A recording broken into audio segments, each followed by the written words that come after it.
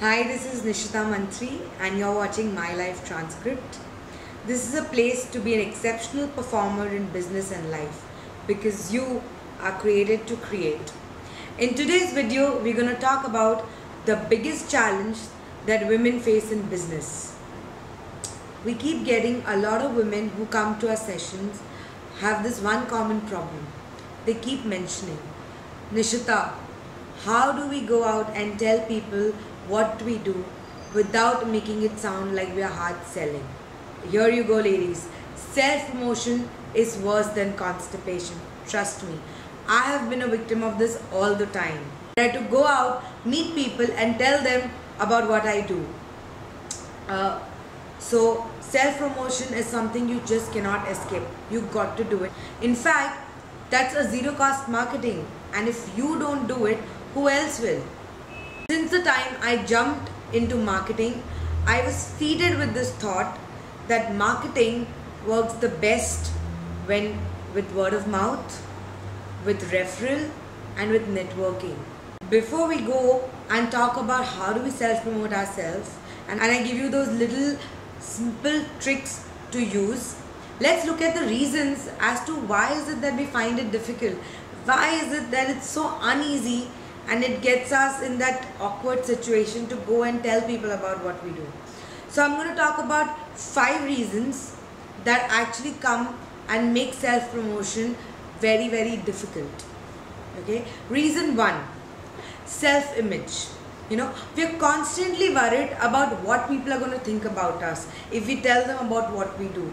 We're always in that fix that, if I go and tell them about my business, they're going to think 100 things about me.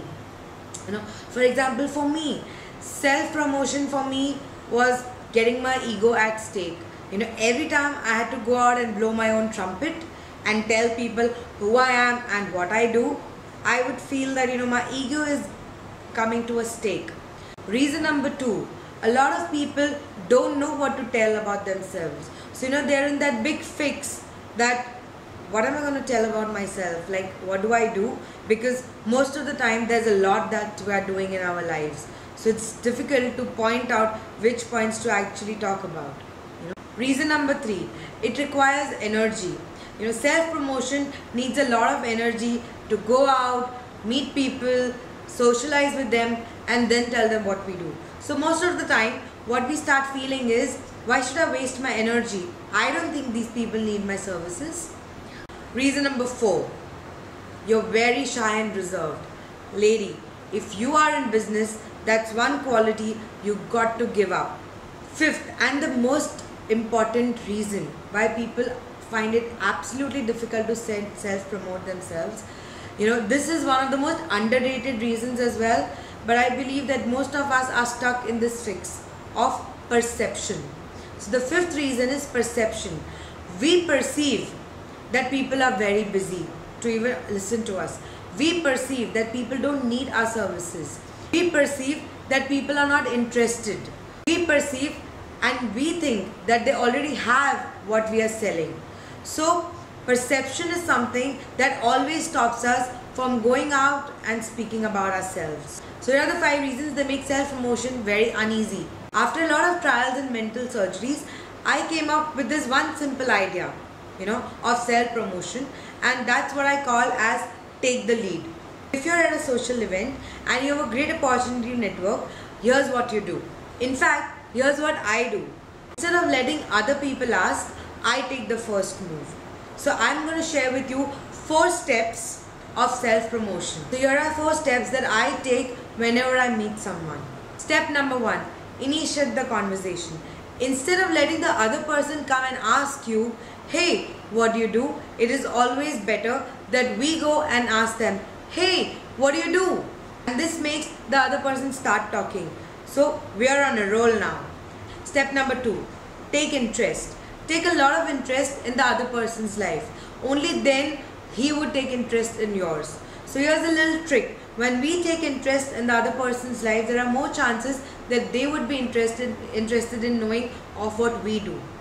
Step number 3, ask a lot of questions. In fact, I would recommend at least ask 4 unique questions. So for example, When you meet a dentist, you could probably ask something like, hey, what is your specialty? Or for how long have you been into this?